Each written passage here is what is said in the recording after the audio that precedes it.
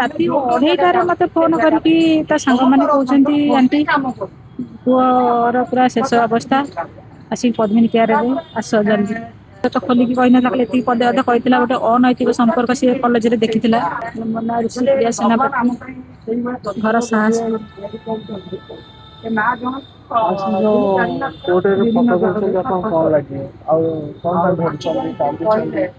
ମୋ ପୁଅ ଜଣେ ଅଛନ୍ତି ଭୁବନେଶ୍ୱର, ସେ ବିନା ମୂଲ୍ୟରେ କଟକ ଟାଙ୍ଗୀ ଡ୍ରିମ୍ସ କଲେଜରେ ପଢୁଥିଲା।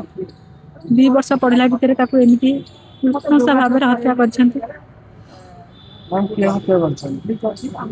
ଏମିତି କଲେଜରେ ଗୋଟେ ପ୍ରିନ୍ସିପାଲ ଆଉ ଷ୍ଟୁଡେଣ୍ଟ ସହିତ ମତେ ତ ଖୋଲିକି କହିନଥିଲା, ଖାଲି ଏତିକି ପଦେ ଅଧେ କହିଥିଲା, ଗୋଟେ ଅନୈତିକ ସମ୍ପର୍କ ସିଏ କଲେଜରେ ଦେଖିଥିଲା।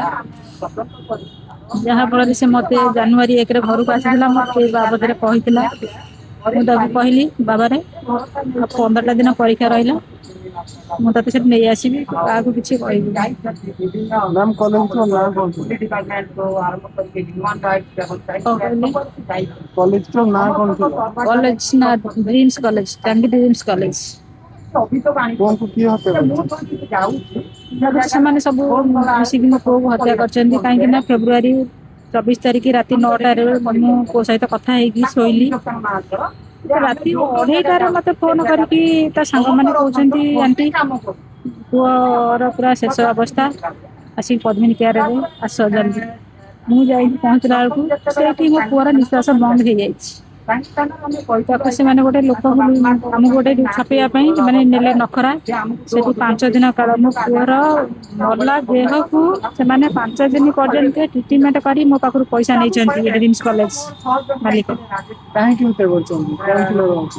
ସେ ଏମିତି କାହା ଆଗରେ କହିଦେଇଛି କି କଣ ଏମିତି ତାକୁ, ତାଫଳରେ ତାକୁ ମାରିଛନ୍ତି। ଆଉ ସେମାନେ କହୁଛନ୍ତି ଆକ୍ସିଡେଣ୍ଟର ସିମ୍ବଲ ତା ଦେହରେ କିଛି ନାହିଁ, ତା ଗୋଡ଼ ହାତ କୋଉଠି ଖଣ୍ଡିଆ ବି ହେଇନି। ସେଇଠୁ ମୁଁ ଜାଣିକି କହିଲି ତାକୁ କିଏ ହତ୍ୟା କରିଛି। ତାପରେ ସେମାନେ ଯୋଉ ସିସିଟିଭି ଫୁଟେଜ ଦେଖାଉଛନ୍ତି, ସେ ସିସିଟିଭି ଫୁଟେଜରେ ମୋ ପୁଅ କାହିଁ ନାହିଁ। ତାପରେ ସେ ବାହାରକୁ ଯିବ କାହିଁକି ଏତେ ରାତିରେ? ହଷ୍ଟେଲ ଭିତରେ ସେ ରହିଲା, ସେ ବାହାରକୁ କାହିଁ ଯିବ? ଏଠାରେ ଯେତେବେଳେ ଦବା ପାଇଁ ଗଲି, ଟାଙ୍ଗୀ ଆସି କହୁଛି କଣ ନା ତମର ସବୁ ସରିଯାଇଛି, କମ୍ପ୍ରମାଇଜ ହେଇଯାଇଛି, ଆଉ କିଛି ନାହିଁ। ଆରେ କମ୍ପ୍ରମାଇଜ କେମିତି ହେଲା? ମୁଁ ତ ଆସିନି, ବାପା ତ ଆସିନୁ। କହିଲେ କଣ କି ମୁଁ ଯେତେବେଳେ ମେଡିକାଲରେ ସମ୍ ହସ୍ପିଟାଲରେ ଥିଲୁ, ସେଇଠି କେତେକ ଲେଖା କାଗଜ, କେତେକ ଅଲଗା କାଗଜରେ ଆମଠାରୁ ସାଇନ ଫାଇନ ମୋ ଭାଇ ଠାରୁ ବି ନେଇଯାଇଥିଲେ। ତାପରେ ସେଇଆକୁ ଦେଖିକି କହିଲେ ତମର ସବୁ କମ୍ପ୍ରମାଇଜ ହେଇଯାଇଛି। ମୋ ଭାଇ କି, ମୋ ସାନ ଭାଇ କି କଲେଜରେ ମୁଁ ଯୋଉ 2 ବର୍ଷ ପାଠ ପଢେଇଥିଲି, ସେଥିରେ ଯୋଉ ପଇସା ମୁଁ ପେମେଣ୍ଟ କରିଥିଲି, ମୋ ସାନ ଭାଇକି ଡାକି ସେମାନେ ଦେଇ ଦେଇଛନ୍ତି ପଇସାଟା। ତମ ସହିତ ଆମର କିଛି ଲେନଦେନ ନାହିଁ, ତମେ ଏବେ ଯାଅ। ତାପରେ ଯେତେବେଳେ ଆମେ ଗଲୁ, କହିଲେ ଆମେ ତମର କମ୍ପ୍ରମାଇଜ ହେଇଯାଇଛି। ବର୍ତ୍ତମାନ ମୁଁ ଚାହୁଁଛି, ମୁଁ ତ ଆଜି ମୁଖ୍ୟମନ୍ତ୍ରୀଙ୍କ ପାଖକୁ ଆସିଥିଲି ନ୍ୟାୟ ଭିକ୍ଷା ମାଗିବାକୁ।